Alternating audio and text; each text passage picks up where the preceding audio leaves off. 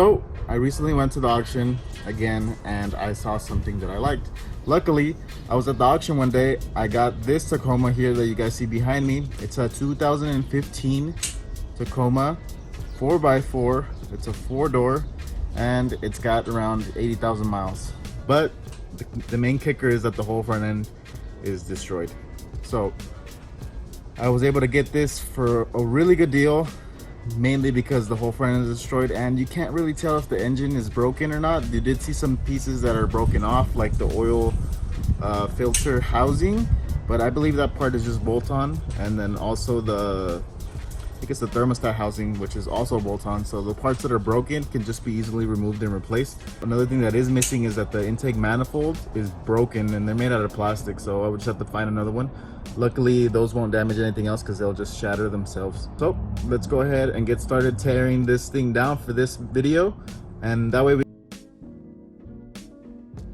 So here is the back of the Tacoma. You can see it looks pretty good. It's got a tow hitch, so it's got the full tow package with the connector to it. And it also has 4x4 mud flaps, just letting you know that it's a 4-wheel drive.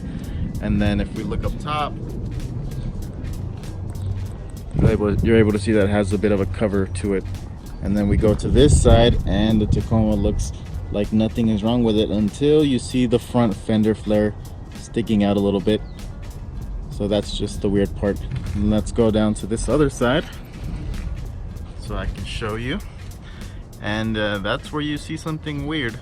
So the whole side of the truck is nice, and then you see whatever that is and you imagine it's like a plastic bag or something, but nope, that's actually the front fender.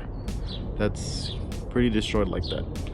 So let me go ahead and show you. As you can see, I still have it on the trailer.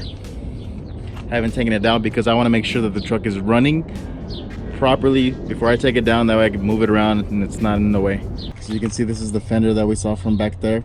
The door luckily didn't get harmed. The door is actually in really good condition, and so is the other door. And then we get to the front.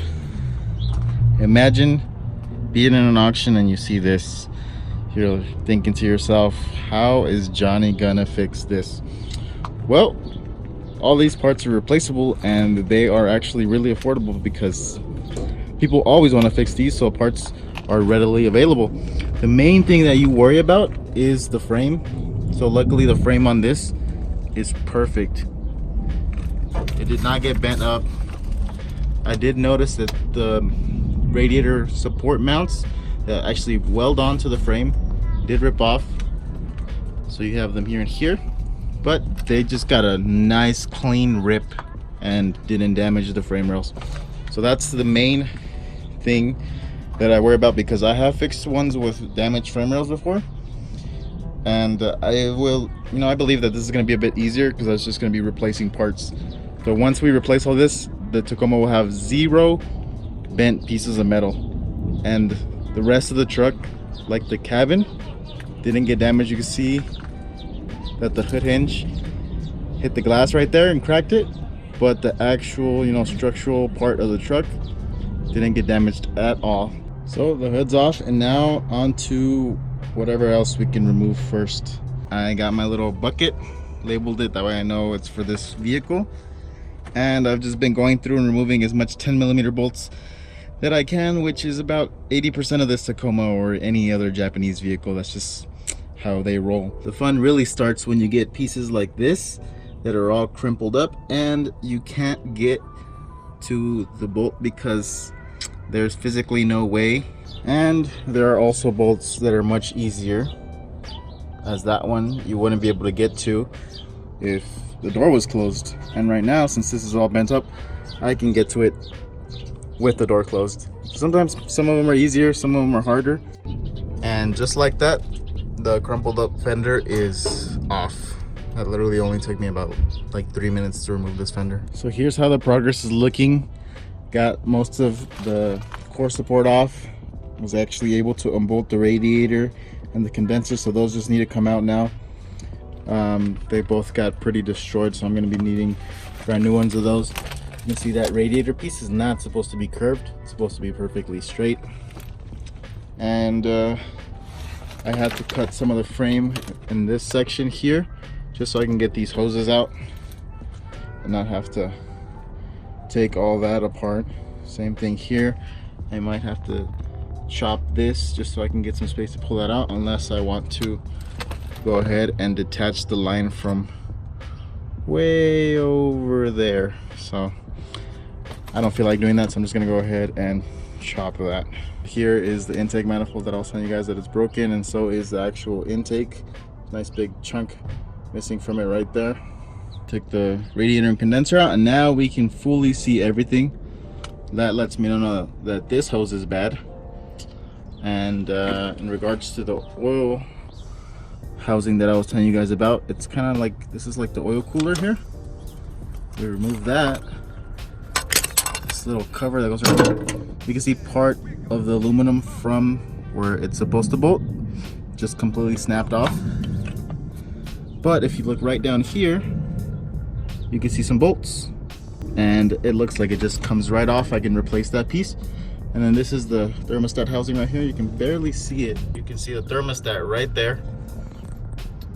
That just broke off, but that's just like the plastic housing, so the aluminum piece all seems to be fine, apart from some ripped hoses right there. Throttle body seems to have survived, or not. Nope. Nice big chunk out of the throttle body, so it looks like we're going to be needing another throttle body as well. And the fan clutch is destroyed, but overall the valve covers, the timing covers, nothing seems broken. None of the accessory drives are broken either. The belt's still on there, that's a good sign. And everything down here looks perfectly straight because the hit was up higher. Ooh, look at that. That looks like part of the grill. Found something that is completely missing. So overall the engine looks good. I just got to replace some things here and there, but it looks like we will have a good engine. Battery's right there. It did have a hole on the side of it, so we're gonna need to get a new one of those.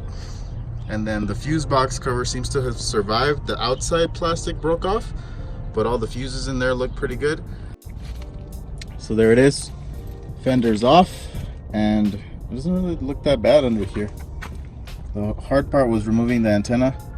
You can see it has this little chrome piece up here that holds it all in place. So I just used 2 flathead screwdrivers and an X to remove it, and then just kept spinning it out till I got it out, so I could take the fender off. So that's probably the hardest part, because it looks like you might need like a special tool for that.